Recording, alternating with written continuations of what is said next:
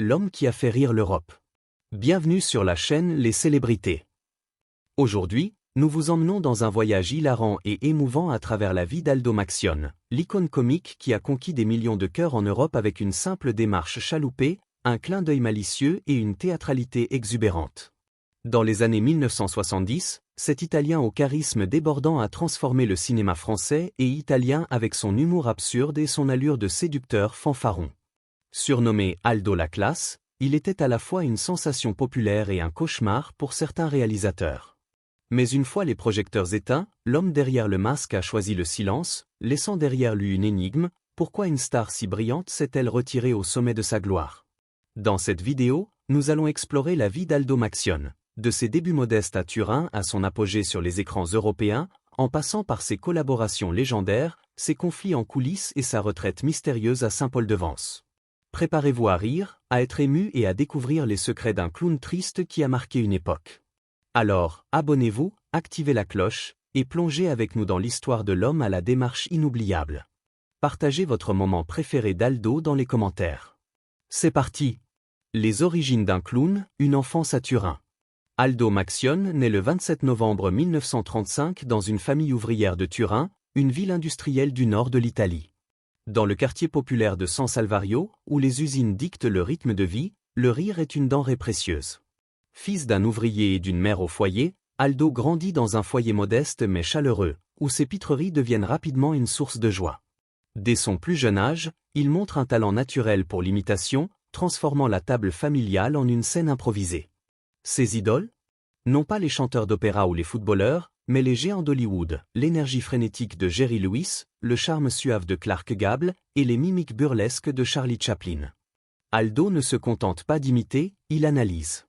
Il observe les tics, les gestes, les silences qui font rire.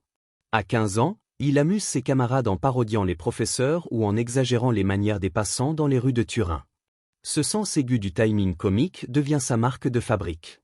Comme il le racontera plus tard dans une rare interview, le rire, c'est une science. Il faut savoir quand s'arrêter, quand regarder, quand tomber.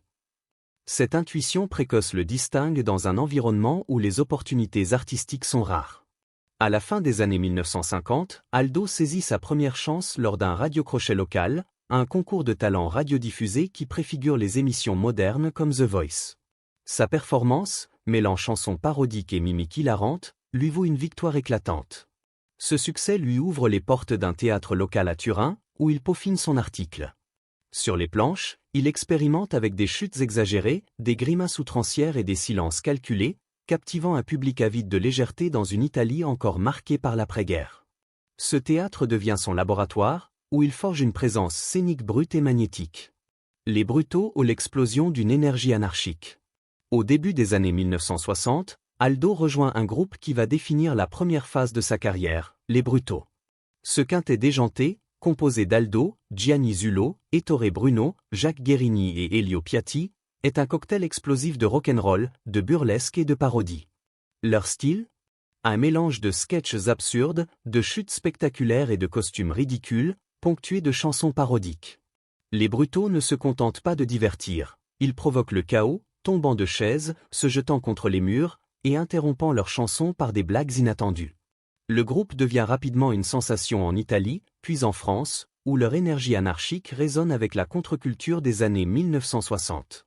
Ils se produisent à l'Olympia de Paris, l'une des salles les plus prestigieuses d'Europe, en première partie de stars comme Sacha Distel ou Charles Aznavour.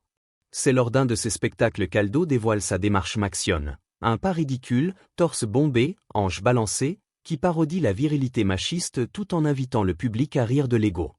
Inspiré en partie par l'acteur comique italien Alberto Sordi, cette démarche devient un phénomène culturel.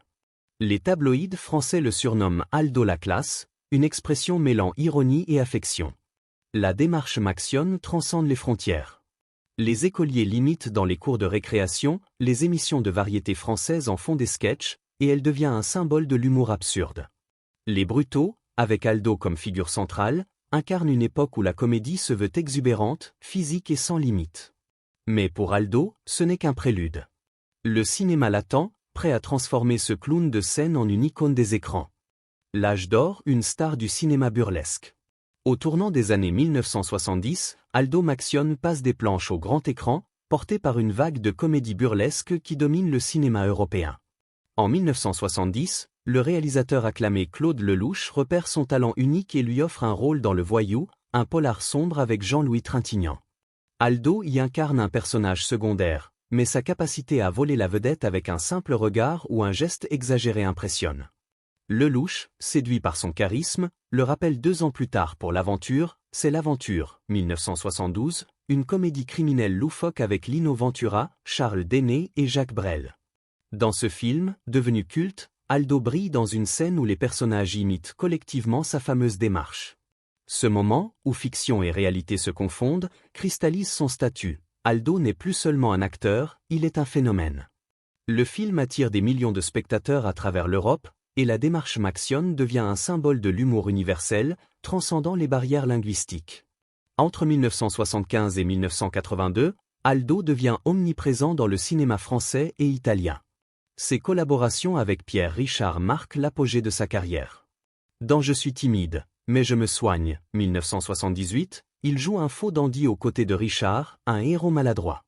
Leur chimie, mêlant la nervosité de Richard à l'exubérance d'Aldo, est explosive. Le film attire 2,7 millions de spectateurs en France, consolidant la réputation d'Aldo comme un faire-valoir comique irrésistible. La même année, C'est pas moi, c'est lui explore une confusion d'identité dans le showbiz, permettant à Aldo de se parodier lui-même dans le rôle d'Aldo Baratti, un vantard pris dans ses propres mensonges. Dans Plus beau que moi, tu meurs, 1982, réalisé par Philippe Clair, Aldo pousse l'autoparodie à son paroxysme, incarnant un gigolo italien enchaînant les catastrophes. Son personnage, à la fois vaniteux et vulnérable, révèle une facette plus profonde de son talent. Derrière l'humour burlesque, il laisse entrevoir une mélancolie subtile.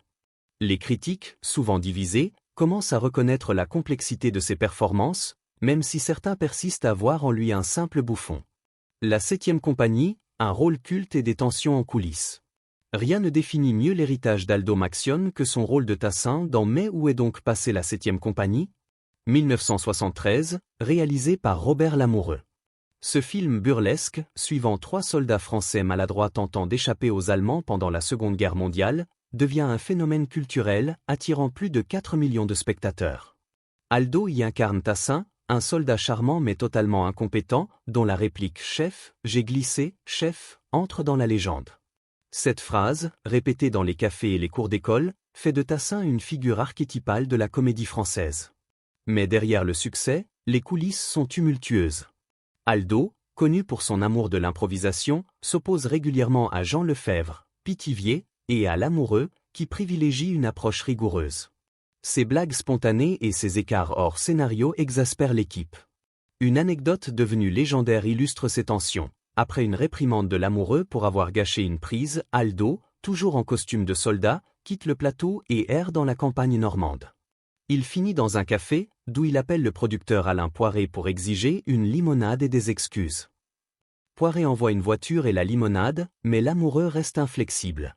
Lorsque vient le temps de tourner la suite, on a retrouvé la 7e compagnie, 1975, Aldo refuse de revenir, invoquant un conflit d'agenda. Les initiés savent que les tensions avec Lamoureux et Lefebvre sont devenues irréconciliables. Henri Guibet le remplace, et bien que le film soit un succès, l'absence d'Aldo se fait sentir. Cette décision marque un tournant. L'image d'Aldo, jusque-là celle d'un clown sympathique, commence à être entachée par des rumeurs sur son ego et son imprévisibilité. Le déclin, un monde qui change. À partir des années 1980, le paysage comique européen évolue. Le burlesque physique, signature d'Aldo, cède la place à des comédies plus sophistiquées et introspectives, portées par des anti-héros comme Coluche, Thierry Lhermitte, plus tard, Jean-Marie Bigard. Aldo continue de travailler, apparaissant dans des films comme Le Cowboy, 1985, de Georges Lautner ou Aldo et Junior, 1984, avec Rémi Laurent, mais ses projets peinent à retrouver la magie de ses succès passés. Le public, habitué à ses pitreries exagérées, les trouve dépassés.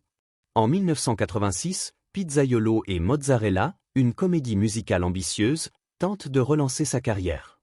Malgré des décors stylisés et l'énergie d'Aldo, le film est jugé forcé par les critiques et échoue au box-office. À 50 ans, Aldo sent le poids du temps.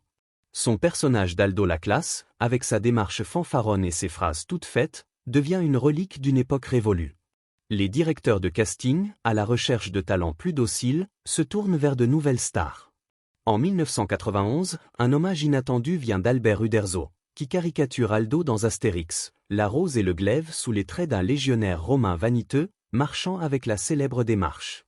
Cette reconnaissance, bien que flatteuse, est aussi un aveu. Aldo est devenu une caricature de lui-même.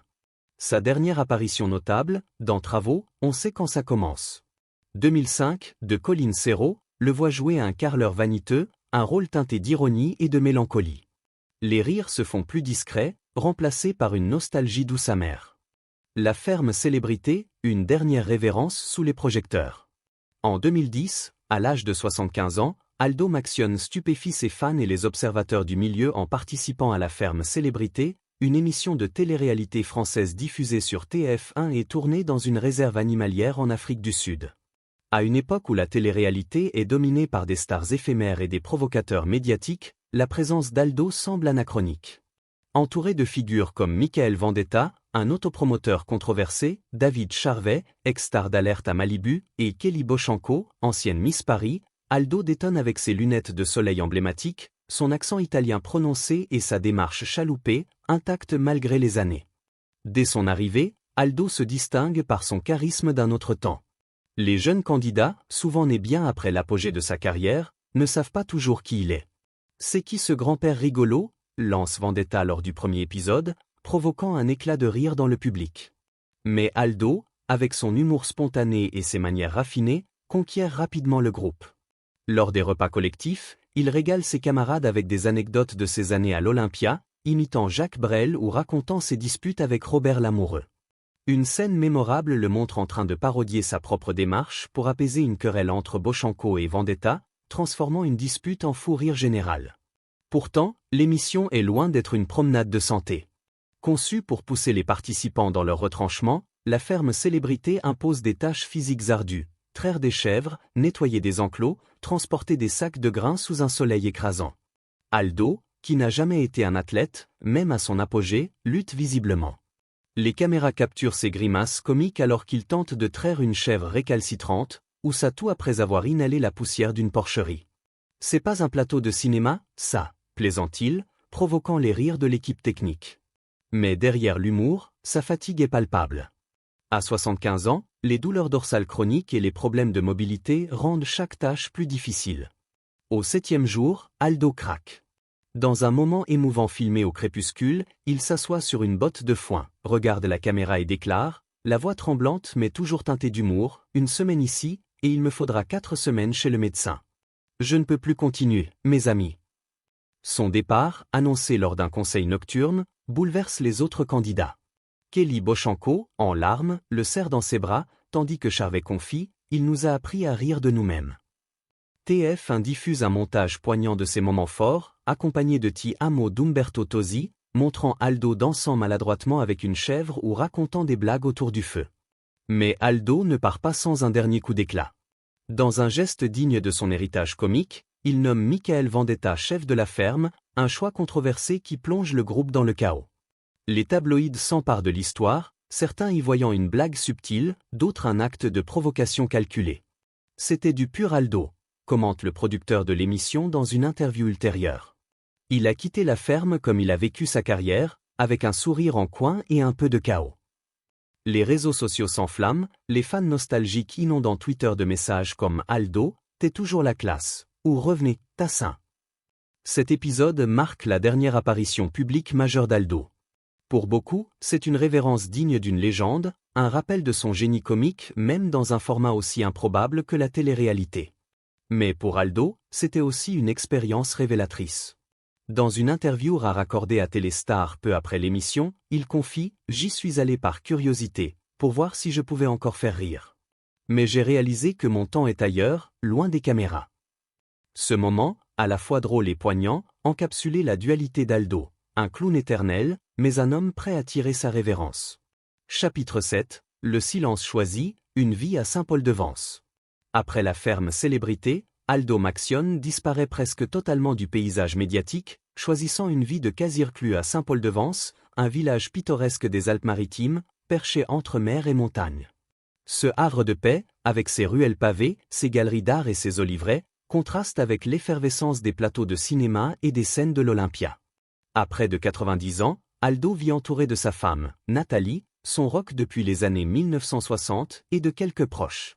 Leur mariage, un pilier de stabilité dans une carrière marquée par les hauts et les bas, a résisté à la gloire, aux incertitudes financières et aux périodes de doute. Nathalie, décrite par les amis d'Aldo comme une femme discrète mais d'une force inébranlable, a joué un rôle central dans sa vie.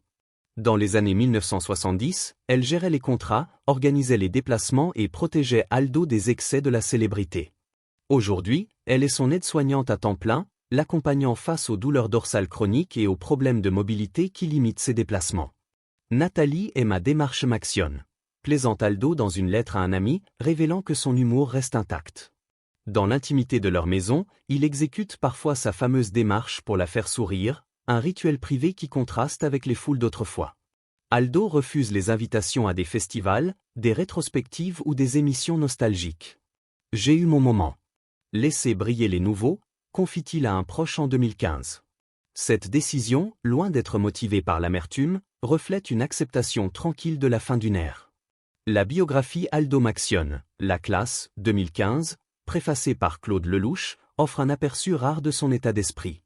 Les témoignages d'amis et collaborateurs peignent le portrait d'un homme fier de son héritage, mais blessé par la rapidité avec laquelle l'industrie l'a relégué au passé. Le journaliste Gilles Bottineau écrit en 2017 « Il vit comme un ours, caché à Saint-Paul-de-Vence. Sa carrière a été brutale, et il le sait. Mais il a donné du rire à des millions de gens, et ça, personne ne peut le lui enlever. » Malgré son retrait, l'héritage d'Aldo reste vivant.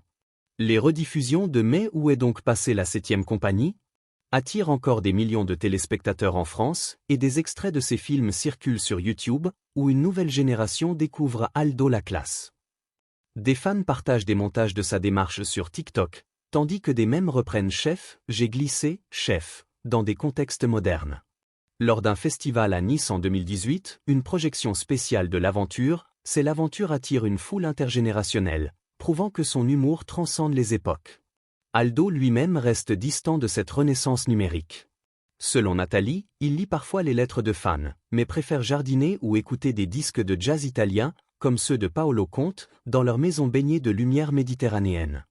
Il ne veut pas être un monument, explique-t-elle à un journaliste local en 2020. Il veut être Aldo, tout simplement. Cette simplicité, paradoxale pour un homme qui a bâti sa carrière sur l'exubérance, reflète une paix intérieure durement gagnée. Pourtant, les échos de son passé refusent de s'éteindre. En 2023, une campagne sur les réseaux sociaux, lancée par des fans français et italiens, appelle à un hommage national pour Aldo, proposant qu'il reçoive une distinction comme la Légion d'honneur. La pétition, qui recueille des milliers de signatures, cite son rôle dans l'unification culturelle de la France et de l'Italie à travers le rire. Bien qu'Aldo n'ait pas commenté publiquement, un proche rapporte qu'il a souri en apprenant la nouvelle, murmurant « Ils veulent encore me voir marcher, hein ». Cet humour, teinté de nostalgie, est la dernière trace d'Aldo la classe, un homme qui a choisi le silence mais dont le rire résonne encore. Quel est votre Aldo m'actionne? Alors, quel est votre moment préféré d'Aldo m'actionne? La démarche culte de l'aventure, c'est l'aventure? La réplique Chef, j'ai glissé, Chef, dans la 7e compagnie? Ou son dernier éclat dans la ferme célébrité? Partagez vos souvenirs dans les commentaires. Si vous avez aimé cette plongée dans la vie d'une légende comique, donnez un pouce bleu, abonnez-vous et activez la cloche pour ne pas manquer nos prochaines vidéos. Cliquez sur la vidéo suivante à l'écran pour continuer à explorer les histoires des icônes du cinéma.